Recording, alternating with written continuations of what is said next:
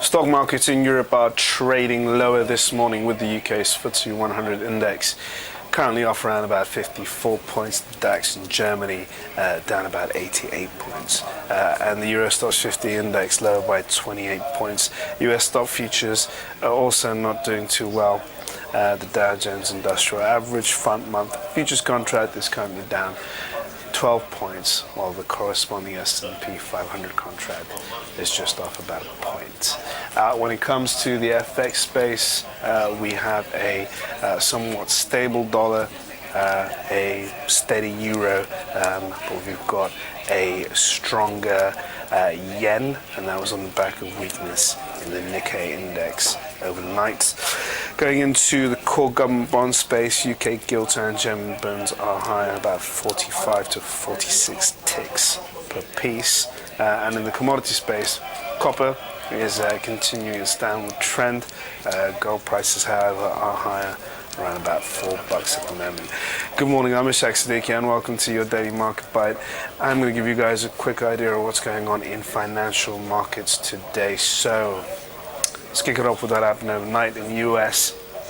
S&P 500 and Dow both closed lower, and that was on the back of those general concerns around about geopolitical tensions in the Ukraine and also the slowing growth in China. That persisted into the Asian session overnight as well. China's poor export data at the start of the week, with the 18% plunge, certainly has worried investors across the board, and we are starting to see a lot of pessimism over Chinese growth in 2014, particularly with Chinese policymakers who still maintain the idea that growth will come in at 7.5% for 2014. That seems pretty ambitious and not very likely. So the market's starting to really question that.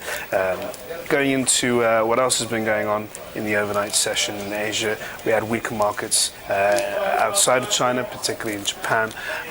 And heading into the European session this morning, we had a pretty weak backdrop, of course, with the fallout in the Asian session, and that played on to us, and we started off on a weak turn. And really some of the things that we're dealing with is, of course, the dominating story, which is the situation in Ukraine. There's no let up, no sort of negotiations. It's a war of words now, so it's not really a military war at the moment, where we don't have Western and Russian powers getting involved on a military level, so that's a positive, and that's keeping investors somewhat comfortable with the situation. But that doesn't mean to say that people are feeling generally positive about what's happening out there. There is a lot of concern about Ukraine's economic future, given the fact that there is this massive delay in terms of funding. The IMF still have to put up funds. Russia is still withholding funds from Ukraine, so the country is pretty much on the brink on a day-to-day basis. And at the same time, it seems like the US is not really willing to back down on Russia at the moment. Russia has increased its presence in the Crimea region, and although the Russian president is trying to downplay his movements as much as he can, there is a big worry that this could all flare up again on Sunday, when we have a referendum in Crimea, and the Crimeans are going to essentially vote if they want to be part of Russia or if they want to stay in the Ukraine. If they do go towards Russia and want to be part of Russia, then Western powers and Ukraine are going to call that illegal, and that could possibly cause another escalation of the crisis.